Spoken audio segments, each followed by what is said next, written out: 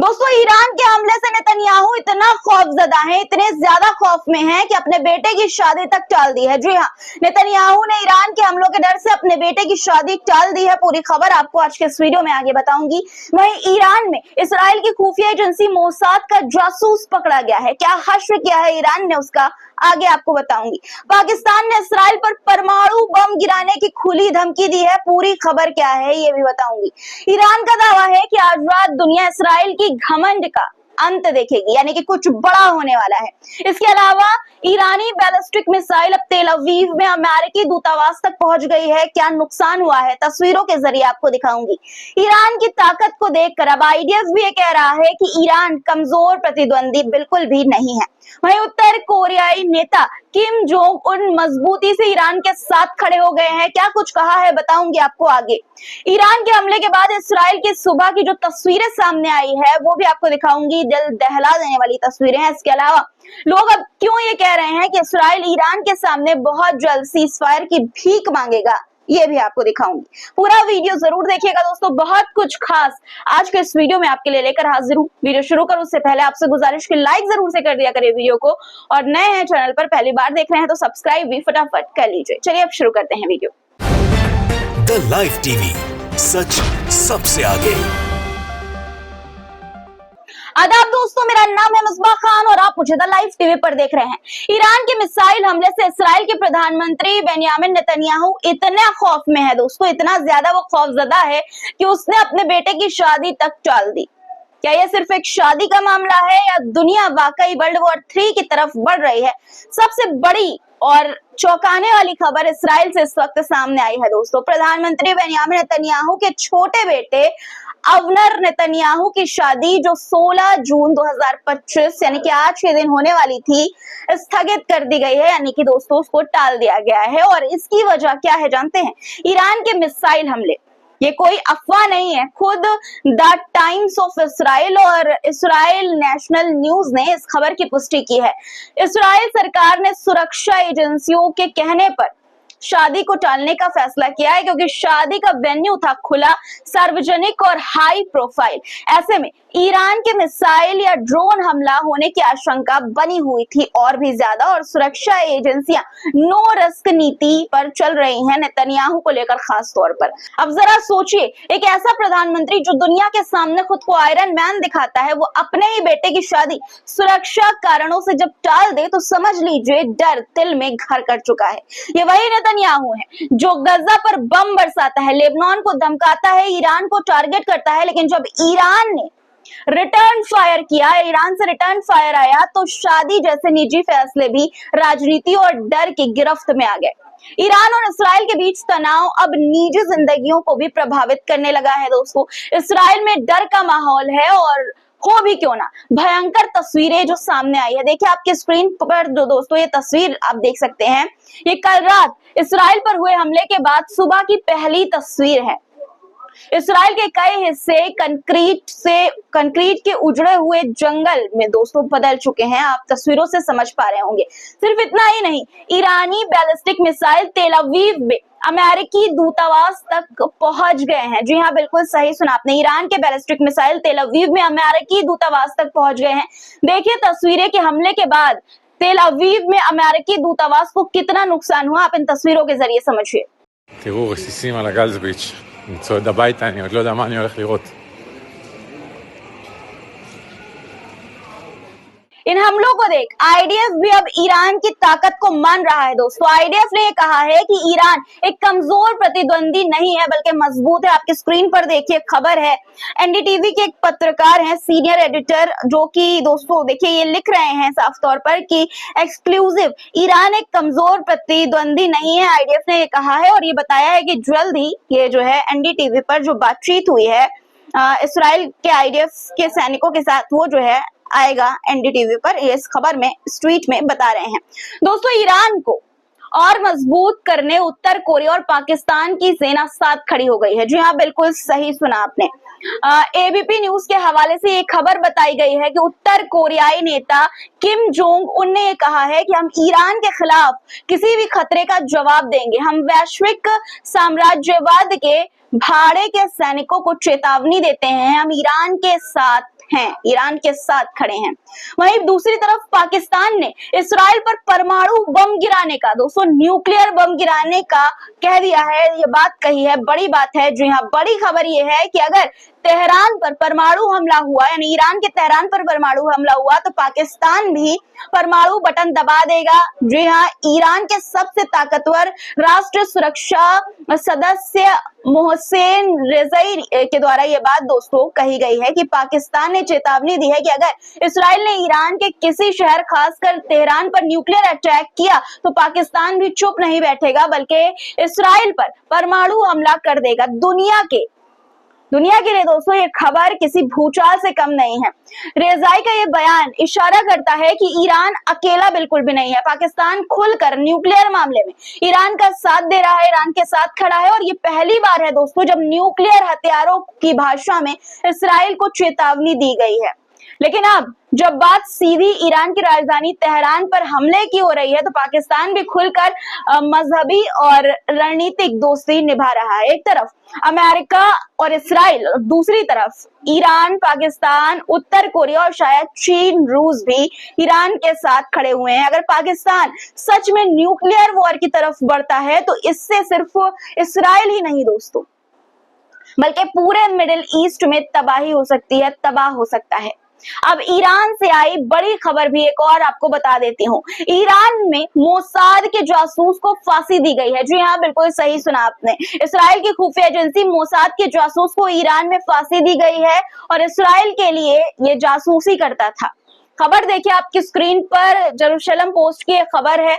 इस खबर में ईरान की मीडिया के हवाले से ये बताया गया, ईरानी मीडिया रिपोर्ट के हवाले से ये बताया गया है कि ईरान ने आज एक ऐसे आदमी को फांसी दी है जिसे बताया जा रहा है इस्राइल की खुफिया एजेंसी मोसाद का जासूस, और उस आदमी का नाम है इस्माइल फिक्री। जी हाँ दोस्तों, इस्माइल फिक्री। उस पर आरोप ये था कि वो इस्राइल की खुफिया एजेंसी मोसाद के लिए काम कर रहा था।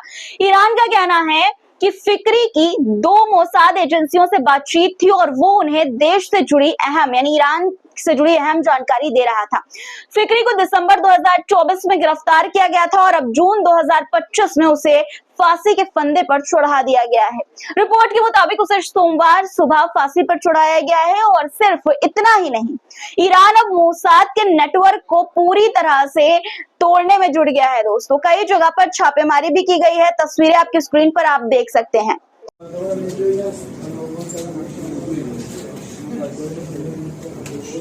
सोमवार को ही तेहरान के पास काउंटी से 2 और लोगों को गिरफ्तार किया गया है। रिपोर्ट के मुताबिक उनके पास से ड्रोन, विस्फोटक और लॉन्चर्स बरामद हुए हैं। इसके अलावा अल्मोर्ज प्रांत से भी 2 लोगों को अरेस्ट किया गया है जो कथित तौर पर विस्फोटक और इलेक्ट्रॉनिक डिवाइसेस तैयार कर रहे थे, और ईरान ने यह दावा किया है कि ये भी मोसाद से जुड़े हुए ही थे। मतलब साफ है दोस्तों, ईरान अब सीधे मोसाद को टारगेट कर रहा है और अंदर के नेटवर्क को एक एक कर ढूंढ कर खत्म किया जा रहा है। दोस्तों, ईरान फिलिस्तीन के लिए दिल से खड़ा है। जी हाँ, यकीन मानिए, दिल से खड़ा है। खबर ये है कि ईरान मिलिट्री ने कहा है कि या तो फिलिस्तीन की कब्जा की हुई जमीन छोड़ दो वरना हम हमला करते रहेंगे। ये तेहरान पोस्ट की तरफ से ये खबर सामने आई है। इस्राइल को ये बात कही गई है। आपके स्क्रीन पर खबर भी है, आप देख पा रहे होंगे। दोस्तों, इस्राइल की हालत इस वक्त खराब है। तस्वीर देखिए जो आपकी स्क्रीन पर है, तस्वीरें जो है वो यही कह रही हैं साफ तौर पर।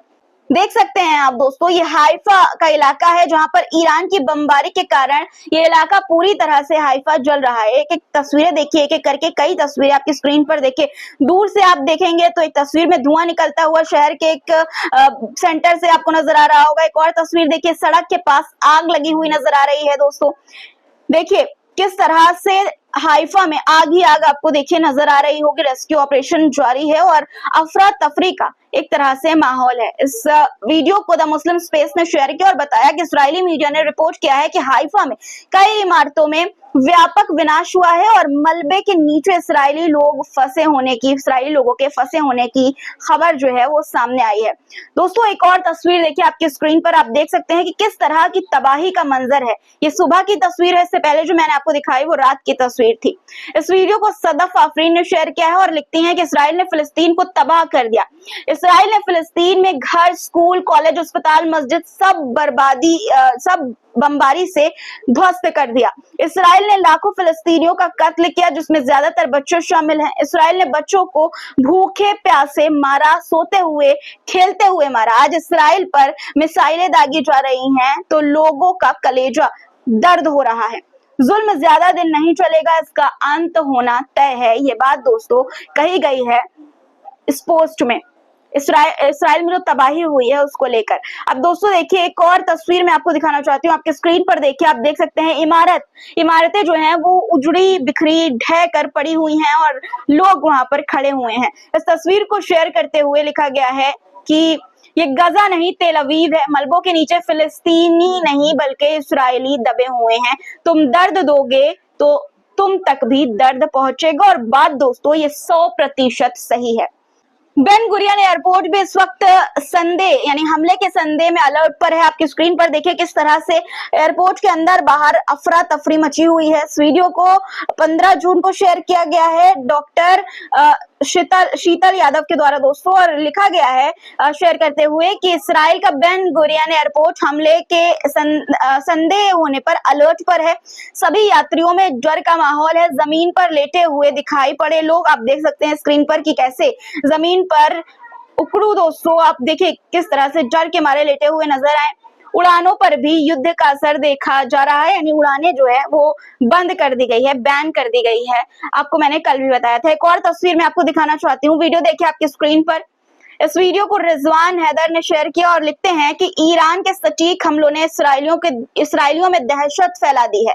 अब वो जान बचाकर भाग रहे हैं। अगर ये जंग एक हफ्ता भी चली तो इसराइल के हर हमले की कीमत उसे बहुत भारी पड़ने वाली है।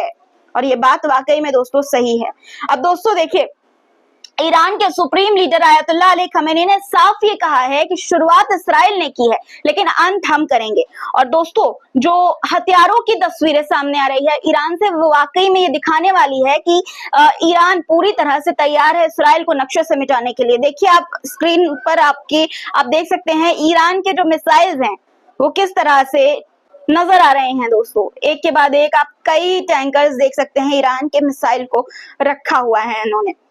वाकई में कह सकते हैं आप कि ईरान से जो तस्वीरें हथियारों की नजर आ रही है वो इसराइल के लिए तबाही ही है। अभी युद्ध विराम कर सकता है इसराइल और घुटनों पर बैठकर माफी मांग ले, अब भी मतलब ये कहा जा रहा है। और दोस्तों लोग अब सोशल मीडिया पर कह रहे हैं कि वो दिन दूर नहीं है जब भीख मांगेगा सीज फायर की ईरान से इसराइल, क्योंकि जो हालत है इसराइल की वो बहुत खराब है। आपकी स्क्रीन पर वीडियो मैं आपको दिखाना चाहती हूँ। इस वीडियो को शेयर किया गया है 16 जून को, यानी कि दोस्तों आज के ही दिन, मंडे को ही। और देखिए किस तरह की तबाही, आप देखिए कि इसराइल का झंडा लगा हुआ है और पीछे बिल्डिंग्स कितनी भयानक तरह से जल रही है। और यकीन मानिए ये कोई एआई जनरेटेड वीडियो नहीं, ये रियल धमाके हैं उसकी तस्वीरें हैं। जिस देश की सबसे बड़ी ताकत मानी जाती थी उसकी आयरन डोम यानी कि दोस्तों जो डिफेंस सिस्टम है वो वही अब जमीन पर गिर रही है। जो यहाँ बिल्कुल सही सुना आपने, इसराइल का एयर डिफेंस सिस्टम जो मिसाइलों को हवा में ही उड़ा देता था फेल हो रहा है। जब अक्टूबर 2023 में इसराइल और हमास के बीच जंग छिड़ी थी तब भी कई रॉकेट्स को एयर डिफेंस रोक नहीं पाया था दोस्तों। हमने खुद आपको ये दिखाया था कि कैसे रॉकेट्स सीधे जाकर रिहायशी इलाकों में गिर रहे हैं। और अब ईरान के हमलों के बाद भी यही हाल हो रहा है, सेम यही है। ईरान की मिसाइल रिहायशी इलाकों पर गिर रही है क्योंकि डिफेंस सिस्टम इसराइल का उसे रोक नहीं पा रहा है, इंटरसेप्ट नहीं कर पा रहा है। इसराइल का आयरन डोम बहुत एडवांस है, ये बात सही है, लेकिन उसकी भी एक लिमिट, एक क्षमता है दोस्तों। एक वक्त में वो कितनी मिसाइल इंटरसेप्ट कर सकता है उसकी भी सीमा होती है। जब दुश्मन ये जानबूझकर उससे ज्यादा मिसाइल यानी कि जो क्षमता है, जो लिमिट है, उससे ज्यादा मिसाइलें एक साथ भेजता है तो कुछ मिसाइलें बच ही निकलती हैं और वो सीधा रिहायशी इलाकों पर जाकर गिर जाती हैं। आपकी स्क्रीन पर देखिए वीडियो है, ग्राउंड रिपोर्ट, न्यूज नेशन की ग्राउंड रिपोर्ट है, इसमें किस तरह से दिखाई गई है तस्वीरें आप देख सकते हैं। दोस्तों ईरान ने इसराइल का हाल अब बुरा कर दिया है तो सबको नैतिकता याद आ रही है।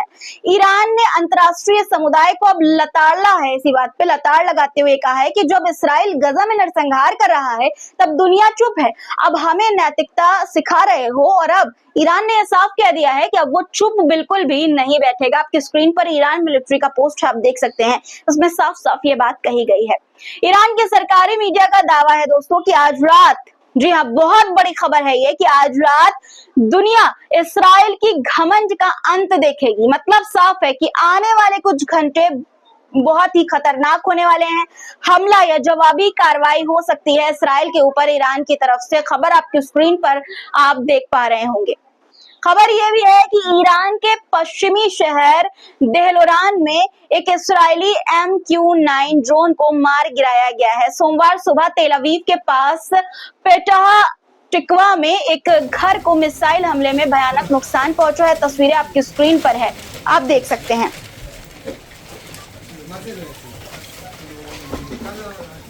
आज के लिए दोस्तों इतना ही। आज की खबरों पर आपकी क्या राय है कमेंट पे जरूर लिखिएगा। चैनल को सब्सक्राइब नहीं किया तो फटाफट कर लीजिए, लाइक बटन प्रेस करके ही जाइएगा। फिर मुलाकात होगी कुछ नया मुद्दों के साथ, तब तक अपना ख्याल रखिए। खुदा हाफिज।